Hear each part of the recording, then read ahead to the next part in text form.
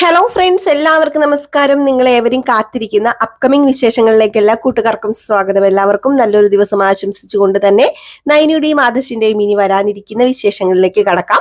അതിനു മുമ്പായിട്ട് ആരെങ്കിലും നമ്മുടെ ചാനൽ ആദ്യമായിട്ട് കാണുന്നുണ്ടെങ്കിൽ ഒന്ന് സബ്സ്ക്രൈബ് ചെയ്ത് വെക്കണം. അതിനോടൊപ്പം മാക്സിമം എല്ലാവരും ഒരു ലൈക്ക് അടിച്ചിട്ട് വീഡിയോ കാണാൻ വേണ്ടി ശ്രദ്ധിക്കണേ. അപ്പൊ നമുക്ക് നേരെ വിശേഷത്തിലേക്ക് തന്നെ കടക്കാം. ഇനി വരാനിരിക്കുന്ന ഒരു ഭാഗമാണ് ഞാൻ പറയാൻ പോകുന്നത്.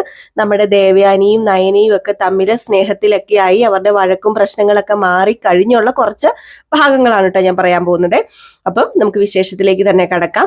അങ്ങനെ തുടങ്ങുമ്പോൾ തന്നെ കാണിക്കുന്നത് നമ്മുടെ നയന അടുക്കളയിൽ ഓരോ ജോലിയൊക്കെ ചെയ്തുകൊണ്ടിരിക്കുകയാണ്. അപ്പൊ നയനയ്ക്ക് ഒത്തിരി ജോലികളൊന്നും അങ്ങനെ കട്ടിയായിട്ടുള്ള ജോലികളൊന്നും ചെയ്യാൻ കഴിയാത്തത് കൊണ്ട് തന്നെ നമ്മുടെ നയന അനന്തപുരി തറവാട്ടിലേക്ക് തിരിച്ചെത്തിയതിന് ശേഷം അവിടെ വേലക്കാരി മീനാക്ഷി, നമ്മുടെ പണ്ടത്തെ മീനാക്ഷി ഉണ്ടല്ലോ വേലക്കാരി, അപ്പൊ പുള്ളിക്കാരി വരുന്നുണ്ട്. അപ്പൊ പുള്ളിക്കാരിയും കൂടെ ചേർന്നാണ് നമ്മുടെ നയനയെ സഹായിക്കുന്നത് അടുക്കള ജോലിയിലൊക്കെ. അങ്ങനെ നയന ഇങ്ങനെ ജോലി ചെയ്തുകൊണ്ടിരിക്കുന്നു. അപ്പോഴത്തേക്ക് നമ്മുടെ ദേവയാനി വരികയാണ്. അപ്പൊ ദേവയാനി വന്നിട്ട് മീനാക്ഷിയോട് പറയുന്നുണ്ട്, ദേ മോളെ കൊണ്ട് ഒത്തിരി കഠിനമായിട്ടുള്ള ജോലി ഒന്നും ചെയ്യിപ്പിക്കരുത്. പിന്നെ അവൾ ഉണ്ടാക്കുന്ന ഭക്ഷണം ഇവിടെ ഉള്ളവർക്കെല്ലാം ഭയങ്കര ഇഷ്ടമാണ്. അപ്പൊ അതുകൊണ്ട് മാത്രമാണ് അവളെ അടുക്കളയിൽ കയറ്റുന്നത്. ഇല്ലായിരുന്നെങ്കിൽ ഞങ്ങൾ ആരും ഇവളെ കൊണ്ട് ഭക്ഷണം ഉണ്ടാക്കിക്കത്തില്ലായിരുന്നു. പിന്നെ മോളുടെ ഒരു ഇഷ്ടമാണല്ലോ, മോളുടെ ഒരു ഇഷ്ട വിനോദം എന്ന് വേണമെങ്കിൽ പറയാം ഈ അടുക്കളയിൽ കയറുന്നതും ഭക്ഷണം ഉണ്ടാക്കി തരുന്നതും ഒക്കെ. അപ്പൊ മോള് സ്നേഹത്തോടെ ഉണ്ടാക്കി തരുന്ന ഭക്ഷണം ഞങ്ങൾ നിരസിക്കുന്നത് ശരിയല്ല. അപ്പൊ അതുകൊണ്ട് മാത്രമാണ് ഇവളെ അടുക്കളയിൽ കയറ്റുന്നത്. അതുകൊണ്ട് മീനാക്ഷി ഒരു കാര്യം ചെയ്യണം, ഇനി മുതൽ നയനമോടെ കാര്യങ്ങളൊക്കെ നോക്കണം. അവൾ പറയുന്ന രീതിയിൽ ഭക്ഷണം മീനാക്ഷി തന്നെ വെച്ചോ, പക്ഷെ അവള് ആയിരിക്കണം, എല്ലാത്തിന്റെയും ഒരു കോർഡിനേറ്റർ അവൾ ആയിരിക്കണം എന്നാണ് നമ്മുടെ ദേവയാനി പറയുന്നത്. അപ്പം ദേവയാനി ഇത്ര അങ്ങ് പറഞ്ഞിട്ട് അങ്ങ് പോയി. അപ്പോഴത്തേക്കും അനാമിക വരികയാണ്. അപ്പൊ അനാമിക വരുമ്പോഴത്തേക്കും നമ്മുടെ നയനെ അവിടെ നിന്ന് ഓരോ കാര്യങ്ങളൊക്കെ ഇങ്ങനെ മീനാക്ഷിയോട് പറഞ്ഞ് വളരെയധികം സന്തോഷത്തോടു കൂടിയൊക്കെ നിൽക്കുകയാണ്. അപ്പം അനാമിക ഇങ്ങനെ മനസ്സിൽ വിചാരിക്കുക, ഇവൾക്ക് ഇപ്പൊ എന്തൊരു സന്തോഷമാ, ഇവള് എങ്ങനെ ഇവിടെ ജീവിച്ചതായിരുന്നു, ഇപ്പൊ എന്താണെന്ന് അറിയില്ല, ഇവളുടെ മുഖത്തൊരു സന്തോഷവും അതുപോലെ ഒരു പ്രസരിപ്പൊക്കെ ഉണ്ട്. ഇനിയിപ്പോൾ ഇവള് ഗർഭിണി വല്ലതും ആണോ? ഗർഭിണിയാകാൻ വഴിയില്ല, വല്യമ്മ അതിന് സമ്മതിക്കില്ലല്ലോ എന്നൊക്കെ ഇങ്ങനെ മനസ്സിൽ വിചാരിക്കുക. അപ്പൊ നമ്മുടെ ദേവയാനിയും നയനിയും തമ്മിലുള്ള കൂട്ടായ കാര്യമൊന്നും ഇവർക്കറിയില്ല കേട്ടോ. ഇവർക്കെന്ന് പറഞ്ഞാൽ ജലജയ്ക്കോ ജാനകിക്കോ അനാമികയ്ക്കോ ഒന്നും അറിയില്ല. അപ്പൊ അതുകൊണ്ട് തന്നെ അതിന് ചാൻസ് ഇല്ല എന്ന് പറഞ്ഞിട്ട് അടുക്കളയിലേക്ക് കയറി വരും. ഇവള് രണ്ട് പേടിപ്പീരങ്ങ് പേടിപ്പിച്ചേക്കാം എന്ന് പറഞ്ഞ് അടുക്കളയിലേക്ക് കയറി വന്നു. അപ്പൊ ആദ്യം തന്നെ നേരെ മീനാക്ഷിയുടെ അടുത്തേക്കാണ് ചെല്ലുന്നത്. എന്നിട്ട് പറയാണ്, അതെ വേലക്കാരി, എനിക്ക് ഒരു ജ്യൂസ് വേണം, അതും നല്ല ഓറഞ്ച് ജ്യൂസ്, നല്ല തണുത്ത ജ്യൂസ് പെട്ടെന്ന് എടുക്കാൻ പറഞ്ഞു. അപ്പൊ മീനാക്ഷി പറഞ്ഞു, അത് പിന്നെ കുഞ്ഞെ, ഞാനിപ്പോ ഒരു ജോലി ചെയ്തോണ്ടിരിക്കുകയാണല്ലോ, ഈ ജോലി തീരട്ടെ. ഇപ്പാണെങ്കില് ദേവയാനി മേഡം വന്നിട്ട് പോയതേ ഉള്ളൂ, മേഡത്തിന് ഇപ്പം ഭക്ഷണം ഉണ്ടാക്കിയൊക്കെ കൊടുക്കണം. അപ്പൊ മേഡം പറഞ്ഞ ഭക്ഷണങ്ങളൊക്കെ ഞാൻ ഉണ്ടാക്കിക്കൊണ്ടിരിക്കുക. അപ്പൊ സമയത്തിന് മുത്തശ്ശനും മുത്തശ്ശിക്കും ഒക്കെ ഇവിടെ ഉള്ളവർക്ക് ആഹാരം കൊടുക്കണമെങ്കിൽ ഇതിന്റെ ഇടയിൽ ഞാൻ ഓറഞ്ച് ജ്യൂസ് ഉണ്ടാക്കാൻ പോയാലും അത് പറ്റില്ലെന്ന് പറഞ്ഞു. അപ്പോഴത്തേക്കും ഓഹോ, അപ്പം നീ ഇവിടുത്തെ വേലക്കാരിയാണോ അതോ വീട്ടുകാരിയാണോ? നിനക്ക് പറ്റില്ലെങ്കിൽ വേണ്ട, അടുത്ത സർവന്റ് ഇവിടെ ഉണ്ടല്ലോ. അതെ നയനെ, എനിക്കൊരു ഓറഞ്ച് ജ്യൂസ് വേണമെന്ന് പറഞ്ഞു. നയന പണ്ടത്തെ പോലെ ഒന്നുമല്ല, നയന ഉരുളക്കുപ്പേരി എന്ന് പറഞ്ഞ പോലെ ഇപ്പൊ നയന നല്ല ഉത്തരം പറയും, നല്ല തറുതല പറയും. നയന പറഞ്ഞു, അതെ അനാമികയുടെ കയ്യില് എന്തെങ്കിലും ഇരിപ്പുണ്ടോ, അല്ലെങ്കിൽ കയ്യിൽ വല്ല പ്രശ്നമുണ്ടോ, കൈക്ക് വല്ല പ്രശ്നമുണ്ടോ? ഇല്ലല്ലോ, കയ്യില് ഒന്നും ഇരിപ്പില്ല, കൈക്കൊരു പ്രശ്നമില്ല. എങ്കിൽ പിന്നെ ഒരു ഓറഞ്ച് ജ്യൂസ് ഉണ്ടാക്കി കുടിക്കാൻ ഇത്ര പാടൊന്നും ഇല്ലെന്ന് പറയുമ്പോ ഓറഞ്ച് ജ്യൂസ് ഉണ്ടാക്കാനൊന്നും എനിക്കറിയില്ല. ഓഹോ, എനിക്കറിയാമെങ്കിൽ ഞാൻ നിന്നോട് വന്ന് പറയില്ലായിരുന്നല്ലോ, എനിക്ക് തന്നെ ഉണ്ടാക്കി കുടിക്കാൻ അറിയാമല്ലോ, എനിക്കിപ്പോ ഒരു ഓറഞ്ച് ജ്യൂസ് കിട്ടിയേ പറ്റൂ എന്ന് പറയുമ്പം നയന തറപ്പിച്ച് പറയാണ്, എനിക്കിപ്പോ ഓറഞ്ച് ജ്യൂസ് ഒന്നും ഉണ്ടാക്കി തരാൻ പറ്റില്ല ആർക്കും. അവനവന് വേണ്ടത് എന്താണെന്ന് വെച്ചാൽ അവനവൻ എടുത്ത് കുടിക്കുവോ അല്ലെങ്കിൽ അവനവൻ ഉണ്ടാക്കി കുടിക്കോ, എന്ത് വേണച്ചാ ചെയ്യ. ഇനിയിപ്പൊ അറിയത്തില്ലെങ്കിൽ ഞാനൊരു കാര്യം ചെയ്യാൻ പറഞ്ഞു തരാം, അല്ലാതെ നിനക്ക് ഓറഞ്ച് ജ്യൂസ് ഉണ്ടാക്കി തരണ്ട ഒരു കാര്യം എനിക്കില്ല എന്ന് പറഞ്ഞു.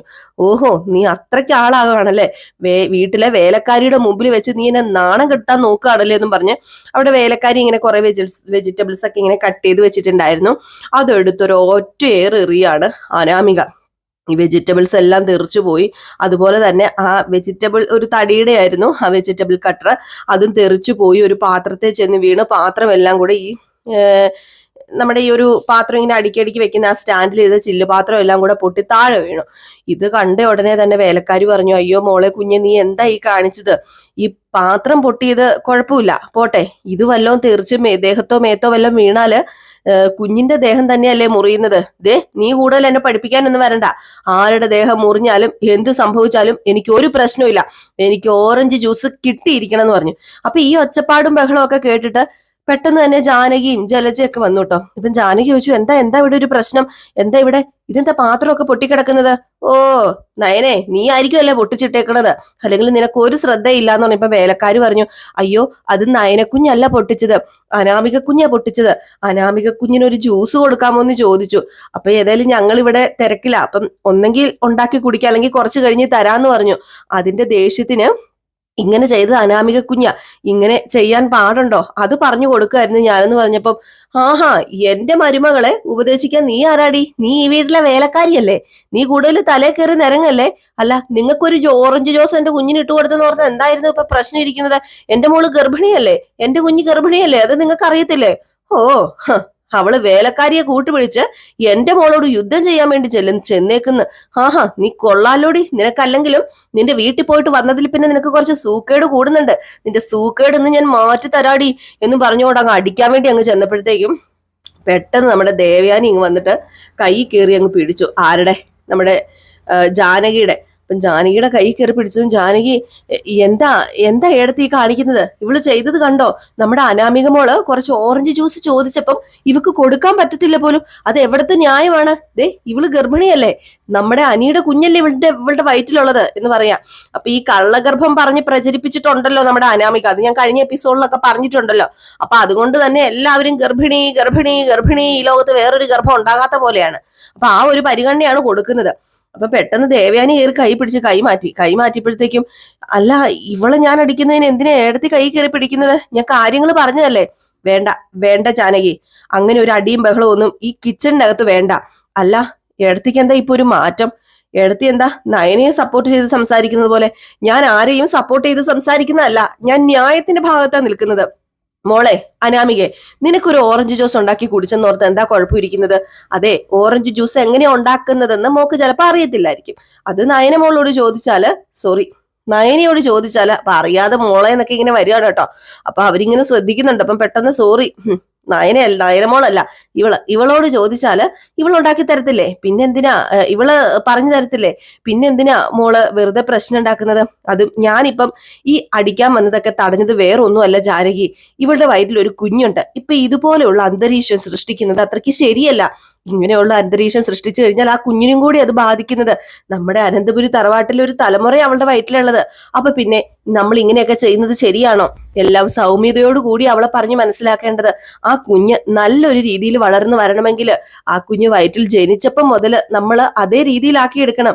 ആ കുഞ്ഞിന് ഓരോ ശബ്ദങ്ങളും ഓരോ എല്ലാ മൂവ്മെന്റ്സും ഒക്കെ അറിയാൻ പറ്റും വയറ്റിൽ കിടന്ന്. അതെന്തേ നിങ്ങൾ മനസ്സിലാക്കുന്നില്ല? അതുകൊണ്ടാ ഞാന് തടഞ്ഞത്. അതെ, ഞാനൊരു കാര്യം പറയാം നയനെ, നിനക്ക് ചെയ്യാൻ പറ്റില്ലെങ്കിൽ ശരിയാ, പക്ഷേ നീ അവളെ ഭരിക്കാനൊന്നും പോകണ്ട. അല്ല മീനാക്ഷി, നീയും ഭരിക്കാൻ പോകണ്ട എന്ന് പറഞ്ഞ് ഇങ്ങനെ കണ്ണടച്ച് കാണിക്കാട്ടോ നയനയെ. അപ്പൊ നയന ഒന്നും മിണ്ടുന്നില്ല കേട്ടോ. നയനെ മീനാക്ഷിക്കും അറിയാം, വേലക്കാരി മീനാക്ഷിക്കും അറിയാം നമ്മുടെ ദേവയാനി നയനയും ഭയങ്കര ഒരു കൂട്ടാണ്, അവരിപ്പം പ്രശ്നങ്ങളൊന്നും ഇല്ലാന്ന്. അങ്ങനെ ആ ഒരു വലിയ പ്രശ്നം അവിടെ ഒതുക്കി തീർത്തെങ്കിലും പെട്ടെന്ന് മുത്തശ്ശനും വന്നു. അപ്പൊ ഇവിടെ എന്താ പ്രശ്നം എന്ന് ചോദിക്കുകയാണ്. ഇവിടെ എന്താ പ്രശ്നം എന്ന് ചോദിച്ചു കഴിഞ്ഞപ്പോഴത്തേക്കും ദേവയാനി പറഞ്ഞു, ഹേയ് ഒന്നുമില്ല അച്ഛാ, ഒന്നുമില്ലമ്മേ, നിങ്ങൾ ഇതിൽ ഇടപെടണ്ട, ഞാൻ എല്ലാം പറഞ്ഞ് ശരിയാക്കിയിട്ടുണ്ടെന്ന് പറഞ്ഞു. അപ്പോഴത്തേക്കും മുത്തശ്ശനും പറഞ്ഞു, ഞാൻ ഇവിടുത്തെ ശബ്ദം കേട്ടിട്ട് വന്നതാണ്. ഓക്കെ ആയിക്കോട്ടെ, നിങ്ങൾ പെണ്ണുങ്ങളൊക്കെ കൂടി നിൽക്കുന്ന സ്ഥാനത്ത് ഞാനിപ്പോ വന്നിട്ട് കാര്യമില്ലല്ലോ. ഏതായാലും ദേവയാനി നീ പ്രശ്നമൊക്കെ ഒതുക്കി തീർത്തെങ്കിൽ ഈ പ്രശ്നമൊന്നും കുത്തിപ്പൊക്കിക്കൊണ്ട് ഞാൻ വരുന്നില്ല.